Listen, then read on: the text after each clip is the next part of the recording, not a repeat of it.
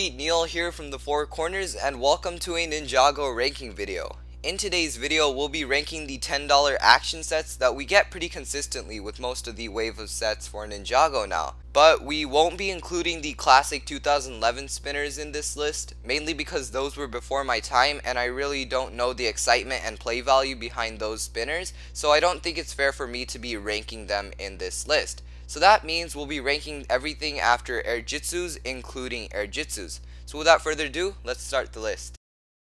In the number 7 spot, we have Spinjitzu Masters, and these Spinjitzu Masters were essentially Airjitzus that couldn't fly, and they were pretty boring. Initially they were cool because you could do some tricks with them, but after you learned how to do those, they got super boring and you kinda just forgot about them. So there's really nothing to say about these apart from they're pretty boring and not that great. In the number 6 spot, we have Dragon Masters, and these Dragon Masters were a step up from the Spinjitzu Masters we just talked about because they could fly now, and they could also glide sideways, which was a added feature, which I also really liked. It kinda worked and it kinda didn't work, but it worked enough to have fun. And I never owned one of these, but I did interact with one of them at my friend's house, and I do say I liked them, and I also like how they look. They look pretty flashy. In the number 5 spot, we have the Airjitzu Flyers, and these Airjitzu Flyers are so high up on the list because these were one of my first Ninjago sets, and I really loved them, and I have a lot of good memories with them.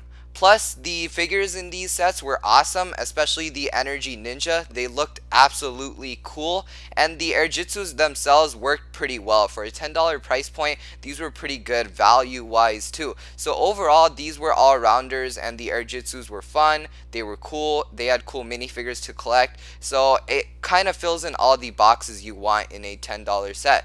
But it's still not the best, and we have a lot of cool gimmick or action sets to go through in this list. In the number 4 spot, we have the most recent $10 action sets, and those are the Spinjitzu Bursts. We get one for Kai, Cole, and Lloyd, and in my opinion, Lloyd's Spinjitzu Burst figure looks the best. His eyes look like they're actually glowing, and I can't wait to see if that's how it is in real life. Overall, these Spinjitzu Bursts look cool. They're able to fold open and then fold back in using a rubber band, and they use the same mechanics as the Spinjitzu Slams from Season 11. And overall, I just like these. I even like the launch pad with the orange plates on the bottom.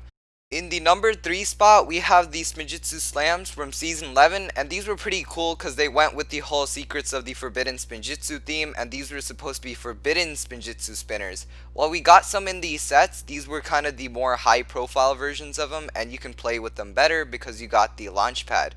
There's not much to say about them, apart from the figures were cool, and I like the battle set with Kai and the Ice Samurai. In the number 2 spot, we have the Legacy Spinjitzu Spinners. Now these are so high up on the list because these were pretty revolutionary. These were the first Spinjitzu spinners to actually look like Spinjitzus, so the reaction at that time was very good, and I still have that same reaction to these Spinjitzu spinners. While that design has been improved on and we've got the new Spinjitzu mold, which kind of looks a bit better, I still want to nod to the older design which started this all. And overall, this one played pretty well because you could add stuff to the side, and it was a very fun experience to play with a friend and battle your ninja. And in the number 1 spot, we have the arcade pods from Season 12. While these don't have a lot of action to them, they have a pretty good build for $10, but what really takes the cake here is that you get 2 figures. You get a Digi Ninja, which is cool, but then you also get an exclusive avatar figure. And one of these arcade pods comes with my favorite Ninjago figure of all time, which is Superstar Rockin J. His soundtrack is literally my intro and my outro. That's how much I love Superstar Rockin J. And as for the other arcade pods, they also have cool avatar figures, Kai being my second favorite and Lloyd being my third favorite. But overall, I just love how different these arcade pods are and how amazing these are. I haven't collected Lloyd and Kai's yet, but I'll probably end up collecting all 3 of them pretty soon.